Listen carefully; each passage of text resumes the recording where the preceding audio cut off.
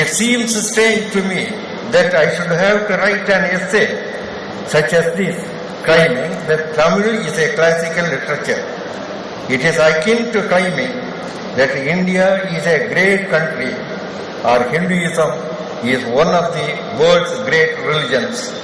The status of Tamil as one of the great classical languages of the world is something that is patently obvious to anyone who knows the subject. To deny that Tamil is a classical language is to deny a vital and central part of the greatness and richness of Indian culture. India தன்னுடைய பெருமையை உணர்ந்திருக்குமானால் அந்த பெருமைக்கெல்லாம் மையமாக இருக்கிற ஒரு சிறப்பு தமிழுக்கு உண்டு. தமிழ் உயர்ந்த நிச்ச மொழி என்று ஏற்றுக்கொள்ளப்படுவதற்கான எல்லா தகுதியும் உடையது.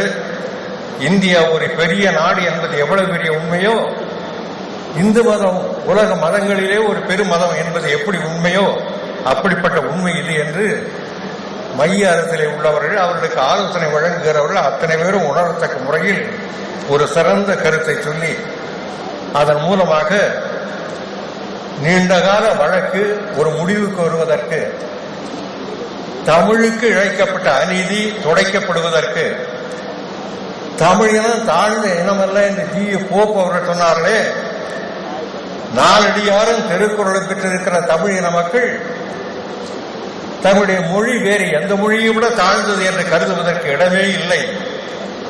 தலை நிமிர்ந்து நடக்கலாம். வேறு எந்த மொழிக்காரரையும் விட தமிழர்கள் தாழ்ந்தவர்கள் என்று ஜி.யு. போப் சொன்னாரே, அதையெல்லாம் சேர்த்து நிலைநாட்டுகிற ஒரு வாய்ப்பாக நம்முடைய கலைஞருடைய முயற்சியினுடைய விளைவாக செம்மொழி என்பது மைய அரசால் ஏற்றுக்கொள்ளப்பட்டு அறிவிக்கப்பட்டிருக்கிறது. இந்த நேரத்தில் இந்த அவையின் சார்பாக தமிழக முதல்வர் கலைஞர் அவர் சார்பாக இந்த நல்ல கருத்துரையை உரிய காலத்தில் முறையோடு வழங்கியதற்காக நம்முடைய பேராசிரியர் ஹார்ட் அவர்களுக்கு நான் என்னுடைய பாராட்டு. உலகத்திலேயே தமிழ் இனம்தான் முதல் தோன்றிய இனம் என்பதை தமிழ்நாட்டு கவிஞர்கள், புரட்சி கவிஞர் பாவேந்தர் பாரதிதாசன் அவர்கள், வேறு பல அறிஞர்கள் எல்லாம் எடுத்துரைத்திருக்கிறார்கள். உலகத்து அறிஞர்கள் எல்லாம் கூட தெரிவித்திருக்கிறார்கள். ஒன்று, மனித இனம் தோன்றிய அந்த கண்டம் குமரி கண்டமாகத்தான் இருக்க வேண்டும். லெமூர் என்ற அந்த மனித இனத்துக்கு முற்பட்ட இனம், மனித இனமாக மாறி வந்த இனம், அந்த குரங்கினம் வாழ்ந்த பகுதி அந்த இடமாகத்தான் இருக்க வேண்டும். உயிர்கள் தோன்றுவதற்கான அதிக வாய்ப்புள்ள பகுதி நில நடுக்கோட்டு பகுதியாகத்தான் இருக்க வேண்டும். அந்த பகுதி ஒரு 50,000 ஆண்டு 1,00,000 ஆண்டுகளுக்கு ஒரு முறை பல முறை கடலில் மூழ்கி பல கடல் கொடுக்க ஆளாகி அழிந்து போகிற நிலையில் அழிகிற பகுதிகளில் இருக்கிற மக்கள் எல்லாம் வட திசையை நோக்கியும் மேற்கு திசையை நோக்கியும் பரவிய காரணத்தால் உலகத்தில் உள்ள பல நாடுகளில் பல நாகரிகத்தை உருவாக்குகிற அளவுக்கு ஒரு பெரிய வாய்ப்பு அந்த குமரி கண்ட மக்கள் மூலமாக உலகத்திற்கே கிடைத்தது. ஒரு பெரிய நாகரிகம், ஒரு வளர்ச்சி பெற்ற நாகரிகம், அது குமரி கண்ட நாகரிகம் என்று உலகத்திலே உள்ள பலரும் குறிப்பிடக்கூடிய ஒரு சிறப்பு இருக்குமானால், ஒரு பெரிய நாகரிகம் வளர்கிற போது ஒரு மொழி வளர்ந்தே இருக்க வேண்டும். ஒரு மொழி இல்லாமல் ஒரு நாகரிகம் இல்லை. மொழி இல்லாத மக்களிடத்திலே நாகரிகமோ பண்பாடோ தழைக்க முடியாது. அப்படிப்பட்ட நல்ல பண்பாடு தமிழ்நாட்டில் இருந்தது என்பதை ஒரு கவிதைக்காக சொல்கிறேன். புரட்சி கவிஞர் சொல்கிற போது ஆதி மனிதன் தமிழன் தான், அவன் மொழிந்ததும் தென் தமிழ் தேர், மூதறிஞர் ஒழுக்க நெறிகள் முதலில் கண்டதும் தமிழகன்தான், காதல் வாழ்வும் புகழ் வாழ்வும் காட்டியதும் தமிழ் நான்மறைதான், ஓதும் அந்த தமிழ் நான்மறை உலகம் போற்றும் முத்தமிழ் தான், தமிழ் மொழியே நான்மறை என்றார்.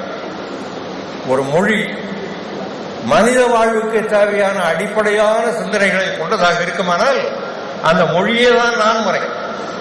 இந்த மொழி வேறு நான்மறை வேறு என்று பிரிக்க வேண்டிய அவசியம் இல்லை. நான்மறை என்று பிற்காலத்திலே அந்த நான்மறையை பார்த்து, இன்னும் சொல்ல போனால் அந்த நான்மறை 4 முறையாக இல்லை, ஒரு முறையாக தொடங்கி 3 முறை என்று வழங்கி தென்னகத்திலே நான்மறை என்ற ஒரு வழங்குகிற வழக்கு அதற்கு முன்னால் இருந்த மறைகளை பற்றி இருந்த காரணத்தால் வடமொழியிலேயே நான்மறை என்று அதை பார்த்து ஆக்கிறார். அதே போல மானிடம் என்னும் ஓர் ஆதிப்பயிர் தமிழ் மக்கள் என்றே குறித்து ஆடுவோமே, கால்நடை வாழ்ந்திட்ட மனிதர்க்கெல்லாம் கதியினை காட்டினர் தமிழர் என்றே என்று உலகத்தாருக்கெல்லாம் தமிழர்கள் தான் நல்வழி காட்டினார்கள், நன்னறியை காட்டினார்கள். முந்திய நாளினில் அறிவுமில்லாது மொய்த்தனன் மனிதராம் புதுப்புணர் மீது செந்தாமரைக்காடு பூத்தது போலே செழித்த என் தமிழை ஒளியே வாழி என்று இது உணர்வுபூர்வமாக தமிழை போற்றியதற்கு அடையாளமாக இதை நான் எடுத்து காட்டுகிறேன். ஆனால் அறிவியல் துறையிலே மிக சிறந்த அறிஞர்கள், மொழிநூல் துறையிலே அறிஞர்களாக விளங்கியவர்கள் ஒரு மொழிதான் உலகத்தில் முதலில் தோன்றியிருக்கும் என்ற ஒரு கருத்தை எடுத்துச் சொல்கிறார். The invention of language was so far-reaching, so revolutionary that it must have occurred just once. மொழி தோன்றுவது என்பது எளிதல்ல. எல்லா மக்களும் அவரவர்கள் எப்படியோ சில ஒலிகளை எழுப்பி அது மொழியாக ஆகிவிடும் என்று எதிர்பார்க்க முடியாது.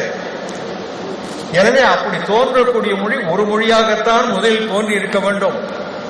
ஆனால் ஒரு மொழி என்றால் இன்றைய வளர்ச்சி பெற்ற மொழியாக அல்ல, அதனுடைய தொடக்க நிலை மொழியாக, குழந்தைகளுடைய மழலை மொழி போன்ற மொழியாக, ஓசை அளவிலேயே பிறந்த மொழியாக, ஓசை இசையாக மாற்றி தாங்கள் நினைக்கிறபடியெல்லாம் நெடிலாக ஒலித்து இசையாக்குகிற மொழியாக, ஏதோ ஒரு வகையில் தங்களுடைய கருத்தை உணர்த்துகிற மொழியாக பிறந்த ஒரு மொழிதான் பின்னர் பல மொழியாக வளர்ந்திருக்க வேண்டும் என்ற கருத்தை ஹாரி ஹாய்ஃபர் என்ற அறிஞர் சொல்கிறார். The Dravidian has made his early contribution to almost every early civilization of that ancient world என்பது ரங்கநாத பூஞ்சா என்ற இந்திய நாட்டு அறிஞர் சொல்வது. அவர் சொல்கிறார், உலகத்திலே உள்ள நாகரிகங்களுக்கெல்லாம் நாகரிகத்தை வழங்கிய பெருமை திராவிட கலாச்சாரத்திற்கு உண்டு. அதில் 3/2 பங்கு அளவுக்கு மேலாக, இன்னும் சொல்ல போனால் எல்லா நாகரிகங்களுக்கும் கூட ஒரு அடிப்படை நாகரிகமாக திராவிட நாகரிகம் தான் திகழ்ந்தது என்று சொல்கிறார். இன்னும் பல கருத்துக்கள் இந்த வகையில் நான் சொல்லலாம் என்றாலும் என்னுடைய கருத்தை சுருக்குவதற்காக நான் தெரிவிக்க விரும்புகிறேன். இந்த உண்மைகளை பரிதிமார் கலைஞர் மிக தெளிவாக உணர்ந்தார். பரிதிமார் கலைஞர் டாக்டர் கால்வருடைய நூலை படித்தவர் தான். எல்லீசனுடைய கருத்துக்கள் பரிதிமார் கலைஞருக்கு தெரிவதற்கு வாய்ப்பில்லை. பரிதிமார் கலைஞர், மனோன்மணிய சுந்தரனார், அதற்கடுத்து மறைமலடிகள், ஏறத்தாழ அதே காலத்தில் MS பூர்ணலிங்கம் பிள்ளை, இந்த அறிஞர்களெல்லாம் தமிழை பற்றி ஒருவருக்கொரு உரையாடக்கூடிய வாய்ப்பு பெற்றிருந்தவர்கள். ஆனால் எப்படியோ நீண்ட காலம் வாழாத ஒரு சூழ்நிலை பரிதிமார் கலைஞருக்கு ஏற்பட்டது. பாரதியாருக்கே ஏற்பட்டது. ஒரு 33 வயது தான் வாழ்ந்தார் என்று கருதுகிறேன். 1980வது ஆண்டு 1880வது ஆண்டு அளவிலே படித்து 887வது ஆண்டிலேயே அவர் தன்னுடைய கருத்துக்களை கட்டுரைகளாக வரைகிற நிலைமை ஏற்பட்டு செந்தமிழில் முதலாக தமிழ் மொழி செம்மொழி என்று அவர்கள் வரைந்து எழுதினார். உயர்தனி செம்மொழியில் உள்ளபடியே அவர்கள் பரிதிமார் கலைஞருடைய அந்த தமிழ் மொழி வரலாறு என்ற ஏட்டை படித்தால் ஒரு ஆழமான கருத்து போனார். மொழிகளுக்கிடையிலே உள்ள தராதரத்தை ஆராய்வதற்காக எழுதப்பட்ட கட்டுரை அல்ல அது. தமிழ் மொழி தாழ்த்தப்படுகிறது, இழிவாக கருதப்படுகிறது, குறைவுபடுத்தப்படுகிறது, வடமொழி உயர்த்தப்படுகிறது என்பதை எண்ணி பார்த்த